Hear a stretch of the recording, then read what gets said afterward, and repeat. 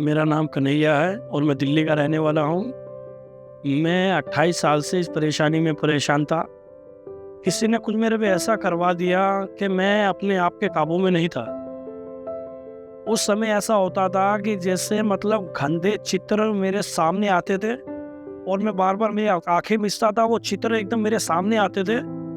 फिर उसके बाद ऐसा लगता था कि एकदम मेरे बॉडी के अंदर कोई यहाँ से काट रहा है, कोई यहाँ से काट रहा है, कोई यहाँ से काट रहा है, कोई यहाँ से काट रहा है।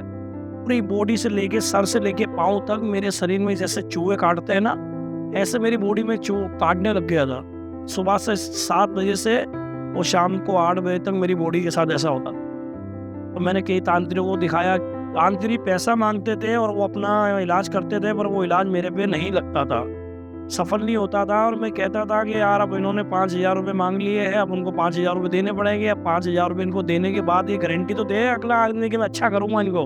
और बहुत सी पूजाएं करवा के देख ली, पर मुझे कहीं से आराम नहीं मिला। तो मेरे मम्मी पापा कहने लगे कि इसको कोई जादू और कोई टोना नहीं है, इनको मानसिक रोग हो गया है, इसको किसी मानसिक डॉक्टर को दिखाओ जो इसका दिमाग सही हो जाएगा तो ये सही हो जाएगा। तो फिर मेरे घर वाले मुझे डॉक्टरी इलाज करवाने लगे और वो डॉक्टर के बाद में गया तो डॉक्टरों ने मेरे आगे बोला कि हाँ आपको मानसिक रोग है, आपको कोई बीमारी नहीं है। तो उन्होंने मुझे एक गोली ऐसी दे दी, वो गोली मैं खाता था ना तो मैं सारे दिन नशे में रहता था। और जैसे वो गोली का नशा उतरता था और मैं वापसी उसी परेशानी में फिर रोने लग जाता था, फिर हल्ला गुल्ला करने लग जाता था। तो घर में झगड़े करता था, घर में बर्तन वर्तन तोड़ देता था, माँ को गाली दे देता था। घर वालों ने कह दिया कि भैया हमने कई साल तुम्हारे पीछे पैसा लगा दिया, अब हमारे बस का नहीं है जो हम आपके ऊपर पैसा लगाए, और जैसा अब आपको अच्छा लगे आप वैसा करो। अब मैंने देख लिया, मैं अपने जिंदगी में तन्हा था। अब मेरी शादी हो गई, मेरे 2 बच्चे थे, मेरी बच्चों ने भी मुझे, मेरी बीवी ने मेरे को छोड़ दिया। 28 साल से मैंने अपने जीवन के अंदर कोई भी सुख नहीं देखा। अंकिल पास्टर के चर्च में एक भाई और एक दोस्त हमारे जुड़े हुए थे, उन्होंने हमें बताया कि भैया आप सब जगह करके देख लिया, एक बार हमारे कहने से इस वाले चर्च में आप आके देखिए, जो यहाँ तुरंत चंगाइयाँ मिलती है और यहाँ तुरंत इलाज होता है। तो फिर वो भाई के कहने से फिर मैं यहाँ पहले संडे आया। मीटिंग ख़त्म होने के बाद मैं जब लीडर के पास गया और उन्होंने मेरे ऊपर प्रेयर करी, उन्होंने बोला कि आप कुछ भी मत करो, प्रभु में विश्वास करो, आप उस वचन की घोषणा अपने मुंह से करो। तो मैंने फिर वचन की घोषणा करने लगा, कोई शत्रु का वार मुझ पे काम नहीं करेगा।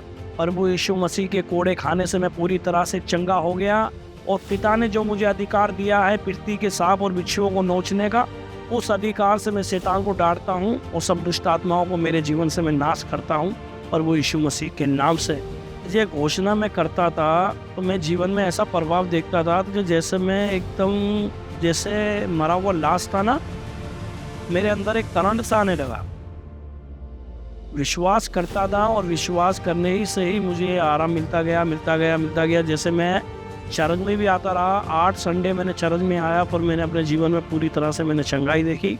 जो पहले मेरे साथ होता था वो अब मेरे साथ नहीं होता है। जैसे गंदे चित्र मुझे दिखते थे वो चित्र दिखना बंद हो गए। मैं दिन में भी सोता हूँ, रात में भी सोता हूँ। आज मैं अपना जीवन ऐसा जी रहा हूँ कि मुझे अब किसी तरह से परेशानी नहीं है और मेरे शरीर के ऊपर किसी का अधिकार नहीं है, सिर्फ प्रभु यीशु मसीह का अधिकार है मेरे ऊपर। और इस बात पे मुझे जीने की तमन्ना होती है अंदर से कि अब मैं जीऊँ तो प्रभु के लिए जीऊँ। कि पास्टर अंकल जो जिस तरह वचन सुनाते हैं, जिस तरह से वचनों को सिखाया है, ऐसा मैंने कहीं नहीं देखा। वो अपने अधिकार की घोषणा करवाते हैं। अपने अधिकार को जानना है और बोलना है और उसको इस्तेमाल करना है। मैं प्रभु का लाख लाख में शुक्र अदा करता हूँ और इनका कोटि कोटि में धन्यवाद करता हूँ। और पास्टर अंकिल का मैं कोटि कोटि का धन्यवाद करता हूँ।